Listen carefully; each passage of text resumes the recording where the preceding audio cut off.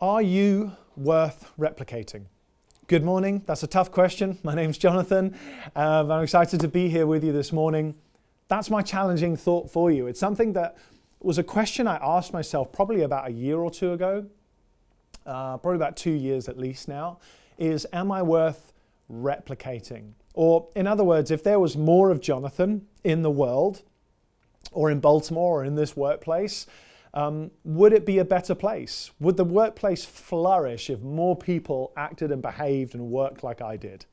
Would Baltimore be better off if everybody was as generous as Jonathan was in 2023 or last week? It's a really difficult question to grapple with, but something that's really important.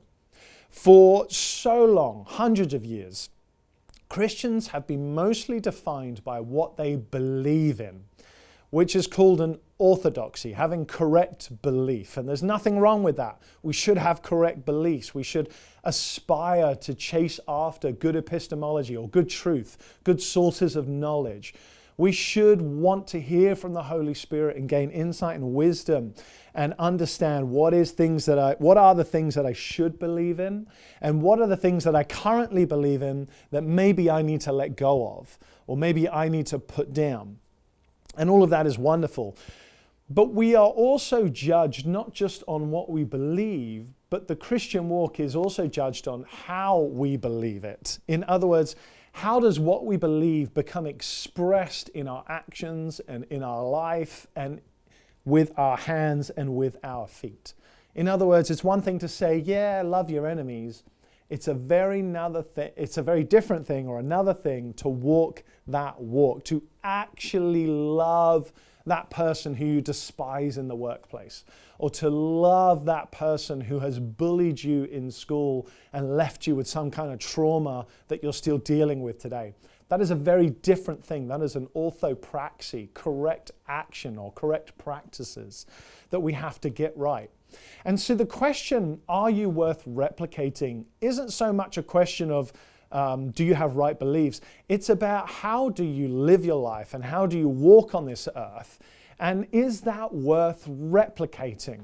If everybody was to give money and spend money on the things you spend it on, would the world become a more generous place or would it actually become a more stingy place? If people were to be as merciful as you are, would there be more mercy in the world or would there be less mercy in the world? If I was to today, at your doorstep, as you're listening to this, send 10 young people to your door and say, I want you to become exactly like this person. I want you to cook the way that they cook. I want you to talk to your spouse one day the way that they talk to their spouse. I want you to work the way that they work. I want you to dress the way that they dress. Would you be really proud and excited to share your life with those 10 students? Or would you be absolutely terrified that they might actually begin to mimic your way of life? Now, that question isn't there to put on a ton of guilt and shame and go, oh, I'm not worthy of being followed. That's not the point of it. It's about taking inventory and stock and going, okay, in these areas of my life, maybe I am worth following. But I also have other areas of my life where it's like, my goodness me, I don't want anyone to replicate that. Maybe you don't even like that part of yourself. And so it's to highlight those areas and make them really crystal clear for you so that you can begin to work on not just correct belief, but you can begin to work out correct action in your life, which is really, let's be honest, what the entire Christian walk and journey is all about. It's one thing to believe in God, that's fine, that's beautiful, but even the demons believe in God. That doesn't tell us anything about you and your life.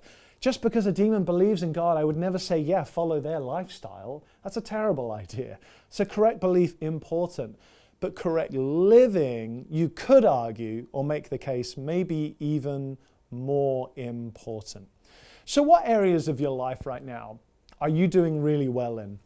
And what areas of your life right now are you going, man, okay, nobody should copy that and I need to make some changes because we're called to do something. Matthew 28, Jesus leaves us with a charge. He says, go and make disciples of the nations, of everybody. Go and make disciples. In other words, go and find people that are young and immature and learning, and then help them to mimic after your life as you mimic the life of Jesus.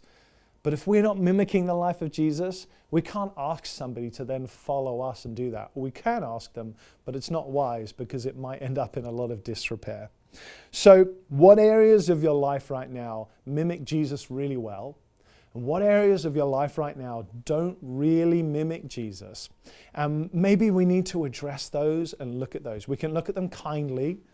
We don't have to be judgmental or harsh to ourselves. We just have to be very realistic about where we're at. Maybe you need to do better in your finances. Maybe you need to do better in your health, or better in your marriage, or better in your mental agility, or better in your emotional control, or whatever area it is right now. We all have things to deal with, Pastor Jonathan included, and everyone else on staff. We all have areas. But what is your area? What's the speck in your eye right now? And if you could change that, and if you could overcome that, and if you could master that thing that you feel like has mastered you, that becomes the opportunity for you to then go to somebody else and disciple them through that journey, through that difficulty, through that addiction. It gives you the right to speak into people's lives in that particular area because you've been willing to do the work yourself. I hope that challenges you. I hope that inspires you. Seek God, pray to God. If you're really struggling to come up with something, the Holy Spirit, no doubt, will speak to you about the things and the areas that you need to grow in. So where are you struggling right now? Are you worth following? God bless.